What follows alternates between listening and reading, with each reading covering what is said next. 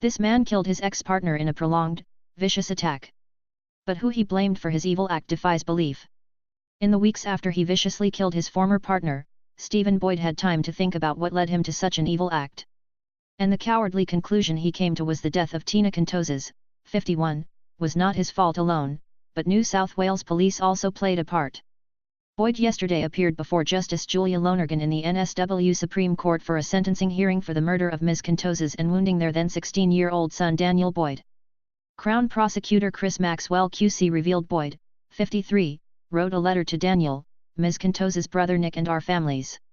It was dated May 20, 2016, less than a month after he killed Ms. Kontozis.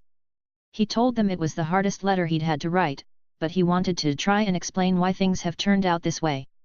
You know, the last 18 months of Tina, Daniel, and my relationship was starting to strain and the arguments were getting worse and more often between the three of us, he wrote in the handwritten block letters. Then came the extraordinary moment when he blamed police for the breakdown that led to the murder. To this day I still believe the police should not have been called and should not have got involved in our family arguments, he wrote, referring to an apprehended violence order imposed by the court after he was convicted of assaulting Ms. Kontozis and his son. All it did was make things worse because the police overreact and exaggerate the facts and charges, resulting in an AVU then a breach of AVU and a good behavior bond, all with court appearances, court costs and fines. Police should not have carried on with it, resulting in restrictions and more pressure on me, which I believe contributed to my emotional breakdown that terrible day. He made the claims with what he called a clear mind as he reflected on events.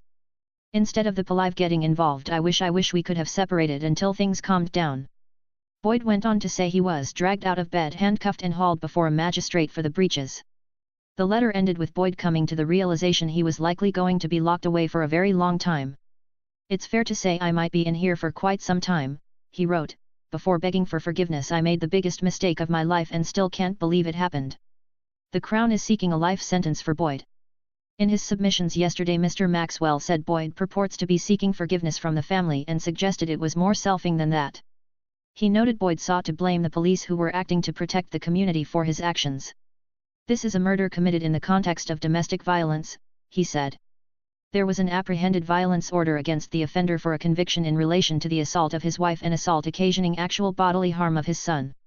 Yesterday's hearing heard moving victim impact statements from the family of Ms. Kontozis, who was christened Despina, including son Daniel, her brothers, and her mum. It was always mum and I. He was never a role model as a father.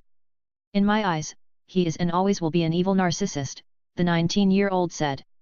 Nick Kontozis spoke of the wonderful woman she was.